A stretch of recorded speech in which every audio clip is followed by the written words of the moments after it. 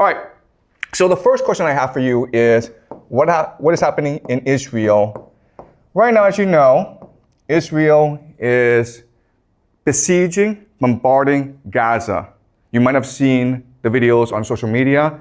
It is disturbing. It is terrible what is happening. The word that is happening, the word that we use for what is happening in Gaza is this word. You are not allowed to say this word on YouTube, but that is the intention.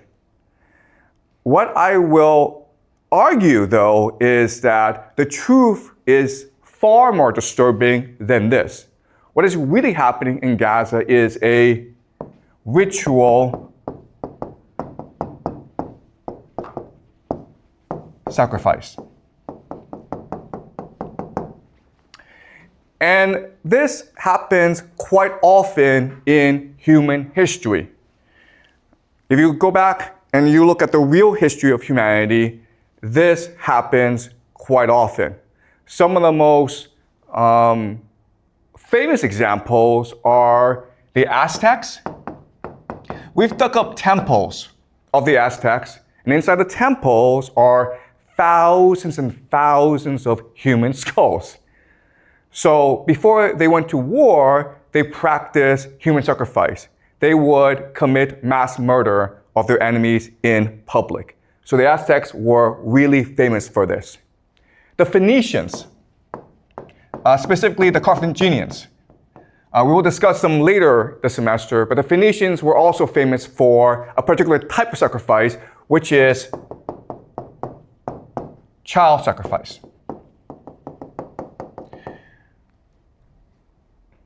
The Romans wrote histories insulting the Phoenicians for practicing this sort of sacrifice. But the Romans themselves practiced human sacrifice. What they would do is that after every major war, they would capture all the major leaders, all their enemies, and they would parade their enemies through the streets of Rome. This is something called a triumph. At the end of the triumph, they would gather enemies at the temple of Jupiter. Jupiter is their god. And then they would strangle to death their enemies. That's sacrifice. That's human sacrifice. They didn't call it that, okay? And they sort of disguised it, but we know for a fact that they did do this.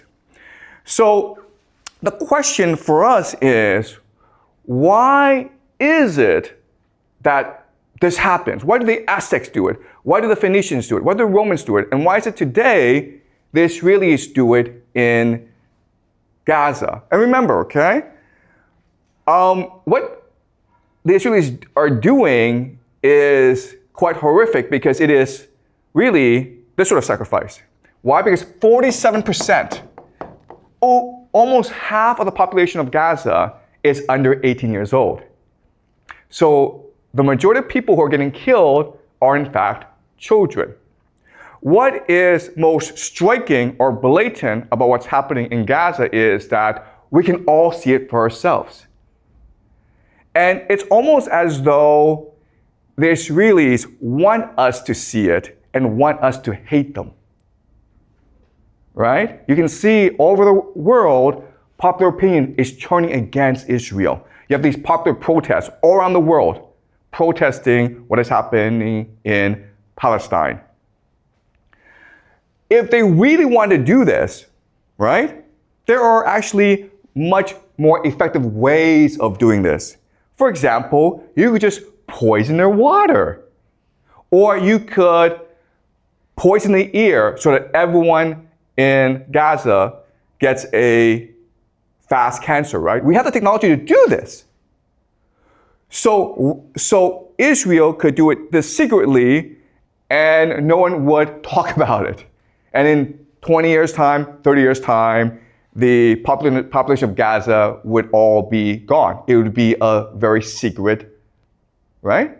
Instead, they choose to do this in front of the world.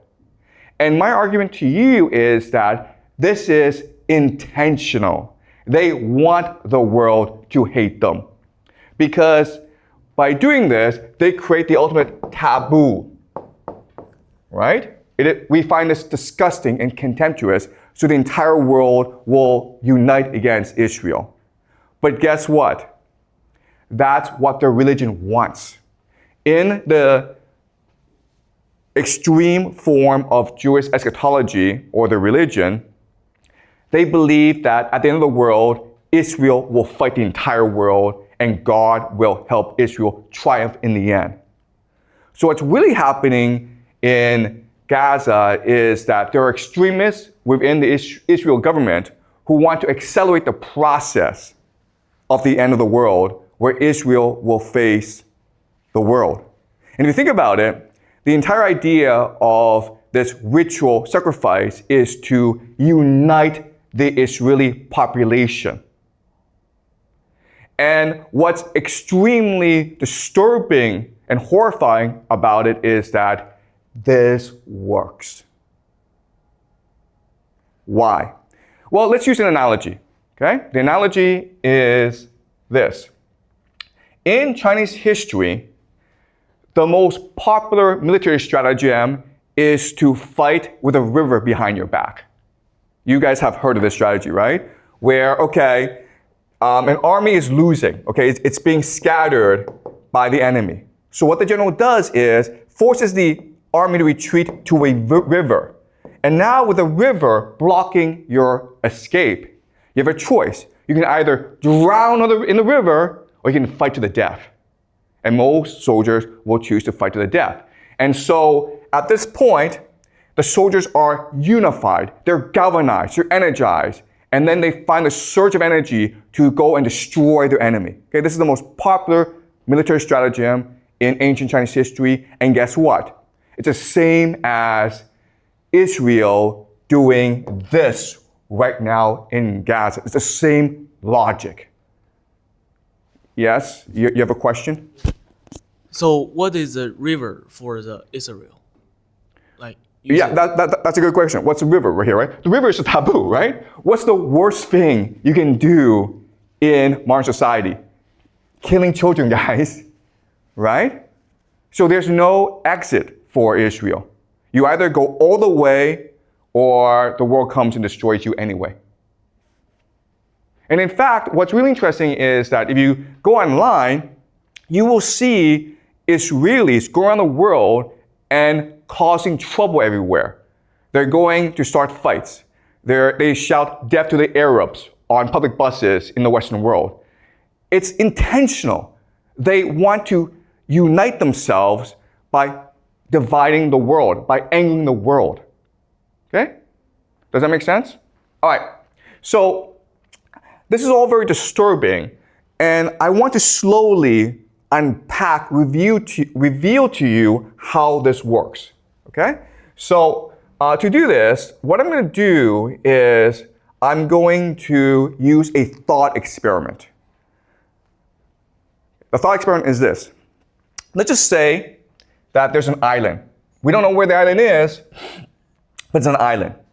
And there's no escape from the island. And on the island, the center, it's a hill, and it's safe. But everywhere else, you have these flesh-eating monkeys roaming everywhere. Okay, the problem is that on this island, the resources you need to survive, trees, food, and rivers, the monkeys are there. Okay, there's one safe spot in the center, but everywhere else, if you want resources, you have to go fight these monkeys. They're flesh-eating monkeys. They want to kill you, they want to eat you. And there's an infinite number of them. Now, let's just say that one day, for whatever reason, okay, we don't know why, but 100 men aging, and they range from 15 to 65 years old, okay? They are mysteriously transplanted onto this island in a safe spot. They come from different countries. They do not speak the same language. They are of different ethnicities. They are all poor people in their countries. They don't have much education. So they're there, and they realize quickly that the situation is utterly hopeless. There's no escape from this island. These monkeys are everywhere, and they are tough warriors. And the situation looks bleak. They don't even speak the same language. They don't have a common culture. So at this point, you would imagine that they would feel hopeless and just lie down and die. But in reality, what happens is the opposite. What happens is that in this hopeless situation, they find a drive, a purpose, a spirit to fight for each other.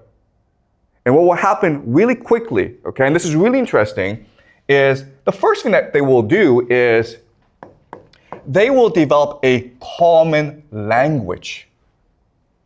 They don't speak the same language. Some speak Chinese, some speak English, some speak Spanish, some speak Russian, doesn't matter. They will very quickly develop a common language. And then what they will do is, with this common language, they will start to tell each other stories of where they come from. And then these stories will become a common myth, a founding myth of why they're here. And they come to believe that God has chosen them to save the world, and that's why they're here. Then what they will do is, with this new religion, they will start to develop rituals to reinforce this religion. These rituals include sex. Okay? So these men will have sex. And the reason why is to create intimacy and bonding among them. And there'll be a lot of religious rituals as well. Another thing that they will do is pick a leader. There's 100 of them. They need a leader to organize them. And so we can imagine that during the leadership election, everyone gets up to speak. Now, the man who's 65, he is wise. He has experience. He has strategies. So he delivers a very powerful speech, inspiring everyone and telling people how they can survive against the flesh-eating monkeys. Okay, so he's really smart. Then suddenly you have a man up here who's 15 years old, or 16, or 17, okay? He is not articulate. He has no ideas. But what he does is this. He stands in front of everyone, and he's bold, and he's brave, and he looks at everyone without saying a word. He shows them his hand, okay? He shows them his hand. Then from his pocket, he takes out a knife, okay? And then he cuts off his hand in front of everyone. And he does not cry. He just looks at everyone as though nothing happened. Let me ask you this question. Who does everyone pick to be their leader? The second person, obviously, right? The man who has shown sacrifice and commitment and devotion to everyone else. The old man has ideas, and he will become the advisor to the leader, but the leader is the man who is most willing to die for everyone else. And so in this situation, the bravest among them will come and emerge as the leader. And as such, what will happen is that these people, these men, will become extremely inspired and devoted. Even though they are weak, they will learn to become strong. Even though they are poor and uneducated, they will learn to be wise and clever and strategic. They will radically transform themselves. And ultimately, what will happen is the idea of cohesion. Cohesion like brothers. Cohesion like a family. They will understand each other, even though they're from different cultures, even though they have different backgrounds. They will understand each other better than they understand their own children and their own wives. And this cohesion will lead to something called synchronicity. Synchronicity. Synchronicity is when people act in unison together. Okay? So a very simple example of synchronicity is a sports team, right? When you watch a soccer match, how is that soccer team able to work together? Well, because of synchronicity, because their minds are alike. It's what we call a hive mind. And this allows for something called telepathy. They're able literally to think and act as one. So let me give an example of this. Let's just say like these men, they're sleeping, but one of them wanders off to collect wood. And then he's attacked by monkeys. It doesn't matter if he screams because he's too far away. Would his comrades know that he's in danger? They would. Okay? And the example here is, let's just say you're a mother and you have children, okay? And one of them goes off to France on a vacation. But then while he's in France, he gets hit by a car and he's hospitalized. Would you as a mother know that your son is in danger? Would you feel it? He hasn't called you, you don't know about this, but in your heart, would you know it? The answer is yes, you would know it. You would feel something is wrong. You would get on the phone and try to call your son. You can't reach your son, you would call the police, okay? You don't know what's happening, but something in your heart is telling you, I need to get in touch with my son.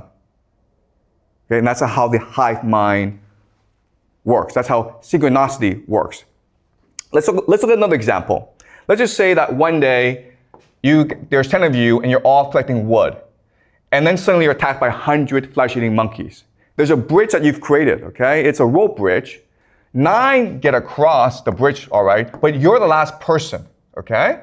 And all the monkeys are about to descend on you. And you know that if the monkeys get across, your comrades are dead. So what do you do in this situation? Yeah, you cut the rope, okay? You die. You don't think about it. You just kill yourself because what matters is not your life. What matters is the family. What matters is the team. And we know about this because in war, what often happens is in trench warfare, the enemy will throw a grenade into the trench, right? There's not enough time to pick up that grenade and throw it away. So what soldiers do is they will jump on the grenade and absorb the explosion, thus killing himself. It happens instantaneously. No one thinks about it. You just do it because what matters is saving your comrades. And this is what happens. Okay? A synchronicity develops where it's almost as though you're able to read each other's minds. And they keep on doing this for like 10, 20 years. And then suddenly, okay, let's continue a thought experiment. Suddenly, you are transported back to the real world as though nothing happened. But you have memories of what happened. Okay, does that make sense? Okay, you've experienced 20 years of hell on Monkey Island. You've developed the capacity to work together. You have a hive mind. You're really energized. You're really inspired. You're really driven. You have a new religion all to yourself. Now, suddenly, you're all transported back to your real world, your old life. Okay? Now what would happen? Well, what would happen is that the 100 of you would want to come together again, right? And you would share your experience, your rituals, your religion with your children and your grandchildren. And quickly, over time, what will happen is that you guys will conquer the world. You will become the secret elite. The world is yours. There may be presidents, there may be famous people, but secretly, you're the ones who are in control. Your children, your grandchildren, your great-grandchildren will inherit this legacy, and they are the ones who truly control power in the world. Does that make sense? All right. Yeah, question here.